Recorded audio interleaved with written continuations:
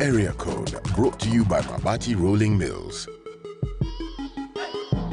Get CoverMax. It's more than just a roof. It's color that lasts with advanced color technology. Ile time mtadisad kujenga, chakupeleka kwa dila wa MRM. Ukiweka, umeweka. CoverMax, a quality product from MRM.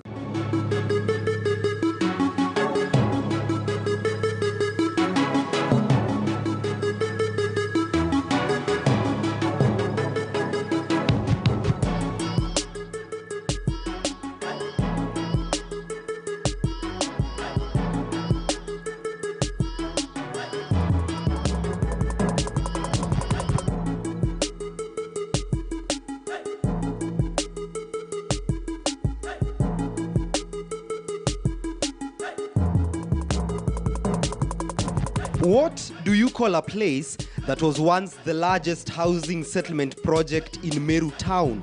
Kooje hakika ni estate mzuri, na kama saa hii wakati mataa imewekwa, siku hizi hakuna wezi vile, na ningeomba watu hata wao wanakuja kukomboa nyumba huku, na hata wale wamekomboa tayari wanatestify wao wenyewe ati Kooje ni mzuri. A place which later became infamous for lack of security.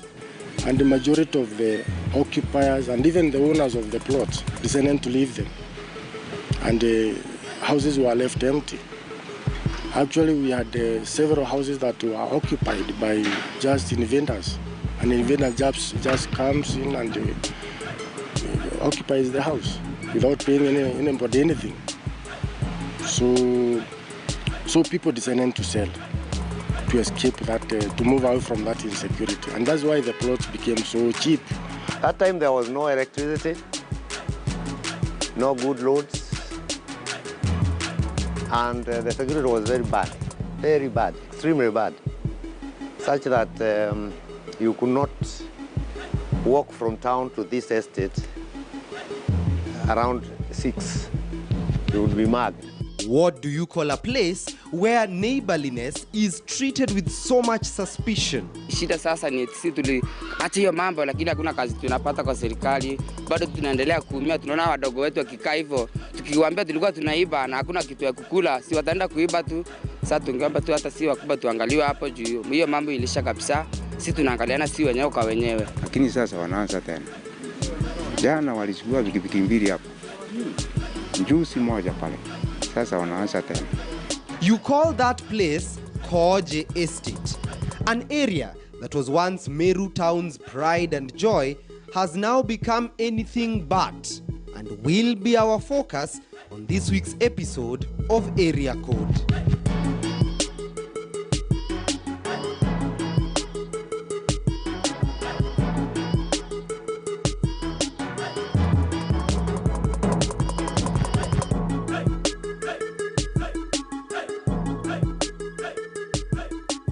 Kooje Estate is the kind of place you'd live if you were in the 80s and were earning good money. It's an estate that was built for Meru's middle class in the mid-1980s. Back then, it would be the largest housing project out of the available 5 that were ongoing, courtesy of the Meru Municipal Council. Construction for Kooje Estate began in April 1984.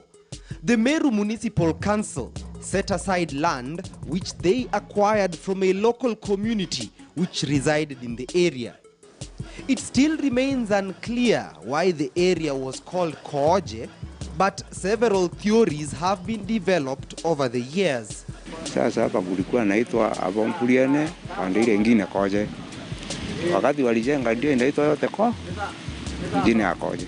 This place initially it was a village called Kooje. But when the NSC bought the land, because this was a compulsory acquisition, it used to be a freehold area, freehold title area. But when they came, they did the compulsory acquisition and retained the name that the village was calling itself, Kooje. Another school of thought suggests that a long time ago, this entire area had been inhabited by 2 sub-clans of the Meru, One of them was known as Mpuria and the other Kooje. But because the Kooje were the predominant sub-clan, this entire area inadvertently was named Kooje as soon as more people began residing here. Kooje Estate would ultimately be constructed by the National Housing Corporation for a period of 1.5 years. The construction entailed the setting up of 2-roomed housing units across this vast area. It was not fully settled, so there are those initial 2-bedroom houses which were not fully developed, but when we bought, most of them now are developed. And what the NC did, they built half of the plan. That is, they built 2 rooms and a toilet. Toilet cum bathroom.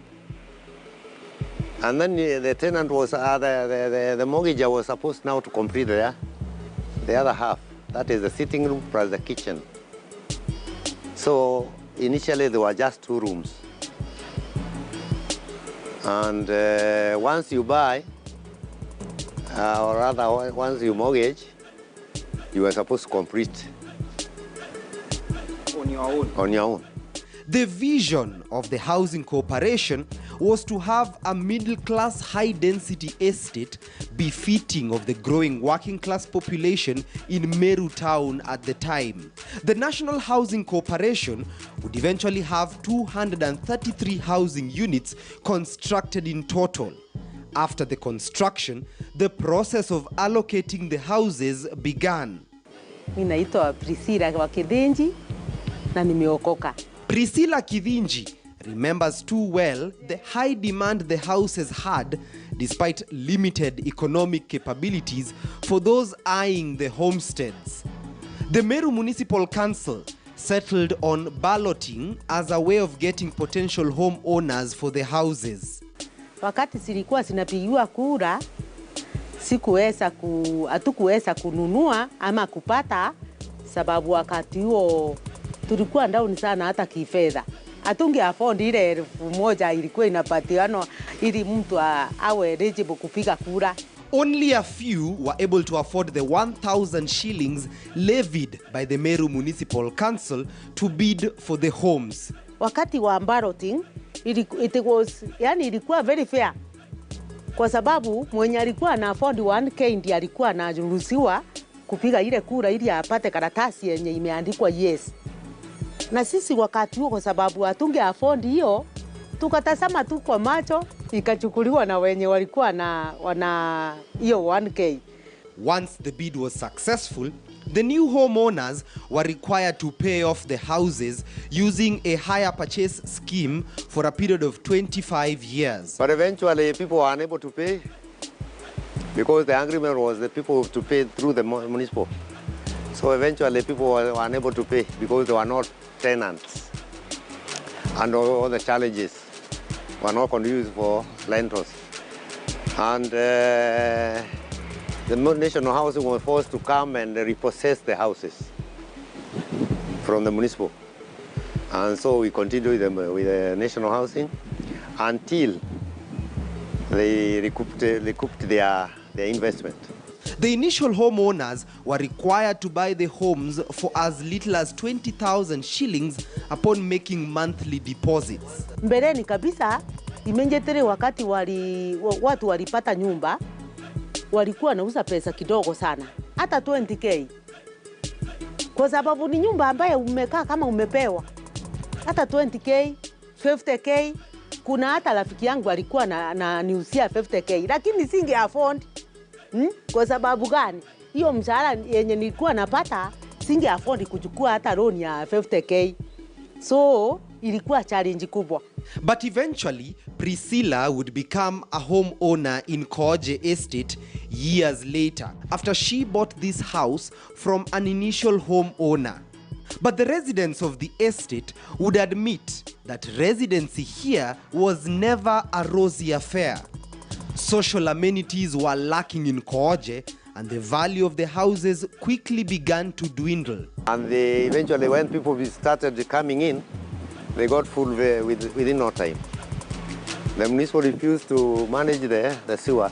So the NSC continued doing the maintenance. And after they recouped their investment, they left. So we had a challenge for the last 20 years of sewer system. People now are bringing up story buildings. A plot that was meant for a single household, today you'll find even up to 10. And that's why we have had problems with the sewerage system. Sometimes even electricity. For example, the overloading of transformers, breakdowns of the same. The growing population in Kooje Estate has been more of a curse than a blessing to this neighborhood. The estate now hosts nearly 3 times the number of people it was designed for. With each home on an 1/8-acre piece of land, Kooje still remains lucrative among a select group of residents of Meru town.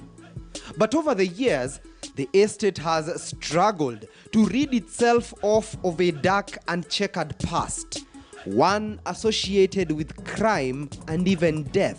Kwanza wakati tuliingia huku kulikuwa mbaya sana, sababu ulikuwa unapita hata kwa njia asubuhi ukienda kazi unakuta mtu ameuawa hapo ako chini. Mimi personally nimekuta watu 3 na sio siku moja.